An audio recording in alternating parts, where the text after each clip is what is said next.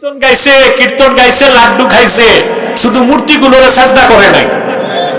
এদের দিয়া বাংলাদেশে আমরা ইসলামের পক্ষে কিছু আশা করতে পারি না। পারি না, আমরা এদের দ্বারা কিছু আশা করতে পারি না। মনে রাখবেন, পূর্ব দিগন্তে সূর্য উদিত হয়ে পশ্চিমে ডুববে, তা যেমন সত্য, একদিন বাংলাদেশ ইসলামী রাষ্ট্র কায়েম হবে, গণতান্ত্রিক পদ্ধতিতে নয়, খেলাফত পদ্ধতিতে ইনশাআল্লাহ। অপেক্ষা করুন, হবে সেটা। যেভাবে আফগানিস্তানে হয়েছে সেভাবে বাংলাদেশও হবে ইনশাআল্লাহ। সেই পদ্ধতিতেই হবে।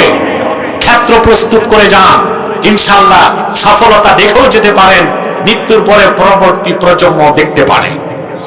ঠিক কিনা? তো মূর্তির পূজায় যাবেন, পূজা মণ্ডপে যাবেন। হিন্দুদের জন্য মায়া লাগে, ঘরে ঘরে যান। হিন্দুর বাড়িতে আগুন লাগছে, মুসলমানের কাছে পানি দিয়ে নিভায় দেওয়া, খেতে পায় না খাবার দেওয়া, কাপড় নাই কাপড় দেওয়া, ওষুধ নাই ওষুধ দেওয়া।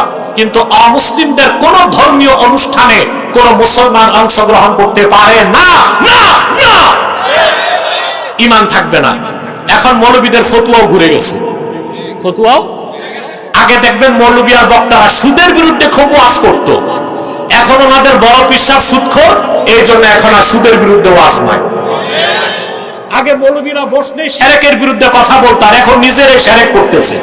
রাজনীতিটা আর দুই চারটা ভোট এত মূল্যবান হয়ে গেছে তাদের কাছে। আর এসব কথা বলে বলেই আব্বাসীকে আর ভালো লাগে না। তোমাদের ভালো লাগা না লাগে আমার কি আসে যায়, এই দেশে লক্ষ লক্ষ মুসলমান আমাদের অনুসরণ করার জন্য প্রস্তুত আছে, আলহামদুলিল্লাহ। প্রিয় ভাইরা, ইব্রাহিম আলাইহিস সালাম গেলেন পূজা মণ্ডপে। বুঝতে পারছেন? শুনতেছেন?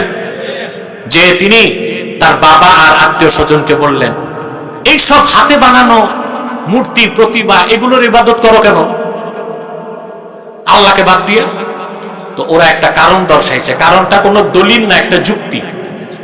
ক্বালু ওয়াজাদনা আবাআনা লাহা আবিদিন, আমরা আমাদের বাপ দাদা পূর্বপুরুষকে দেখছি এগুলোর ইবাদত করতো, এজন্য আমরাও করি।